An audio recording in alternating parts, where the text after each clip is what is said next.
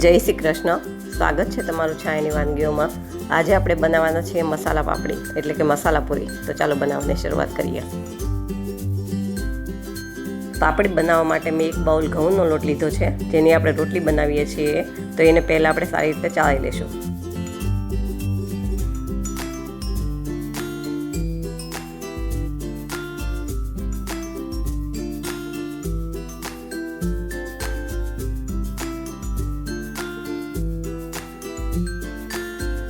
પછી તેમાં 1 ચમચી મીઠું, અડધી ચમચી હળદર, 1 ચમચી મરચું, 1 ચમચી શેકેલા જીરાનો પાવડર, 1 ચમચી મરી પાવડર, 1 ચમચી કાળા તલ, 1 ચમચી ચાટ મસાલો, 1 ચમચી અજમો હાથેથી મસળીને નાખશું.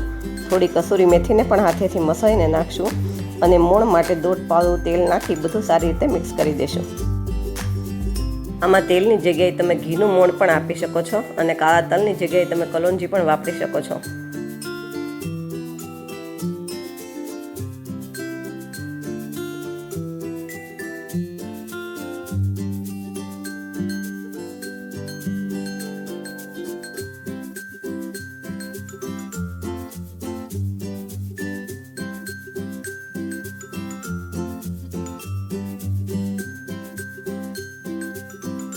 આમાં આપણે મુઠ્ઠી પડતું મોણ લેવાનું છે. હવે આમાં જરૂર પ્રમાણે થોડું થોડું પાણી નાખી અને કઠણ લોટ બાંધી લેશું.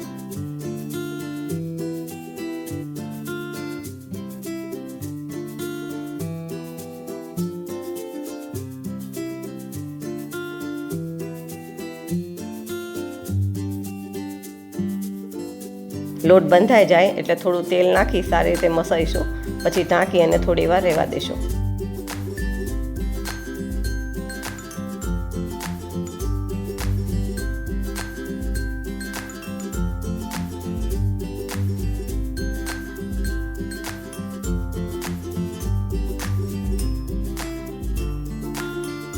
હવે આપણો લોટ સેટ થઈ ગયો છે, તો આપણે એના મોટા મોટા લુવા કરી લઈશું.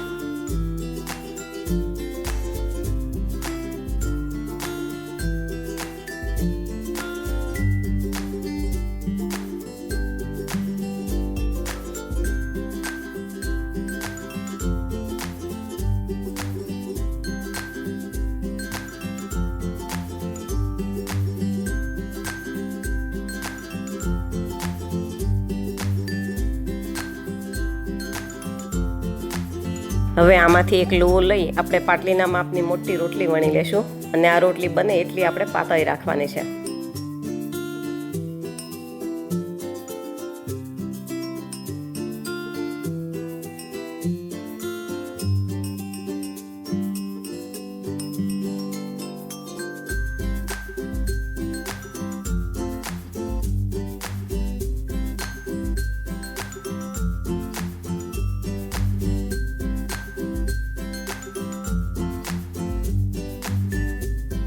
હવે કાંટા ચમચીથી આપણે આખી રોટલીમાં કાણા કરી લેશું, જેથી આપણી પૂરી ફૂલે નહીં.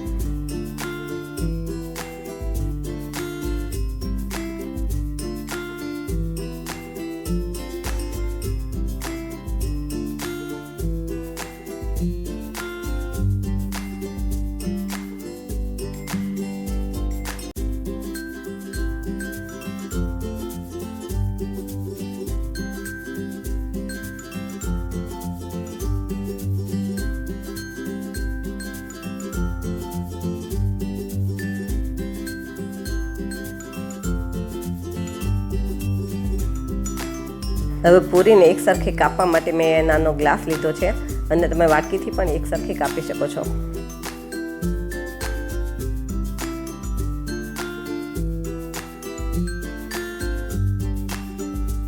હવે આમાંથી આપણે વધારાનો લોટને કાઢી લેશું અને આ લોટને આપણે બીજી પૂરી બનાવવા માટે ઉપયોગમાં લઈ લેશું.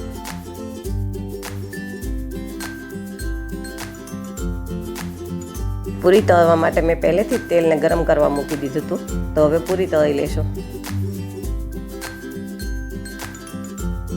તો આમાં એક એક કરીને જેટલી પૂરી સમાય એટલી પૂરી નાખી દઈશું.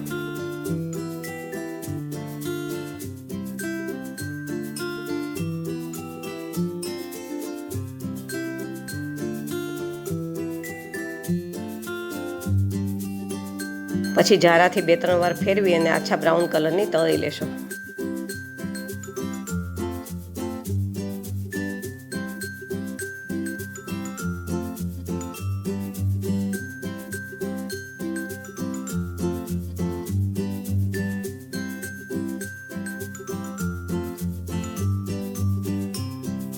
આવી જ રીતે આપણે બધી પૂરીને તળી લેશું.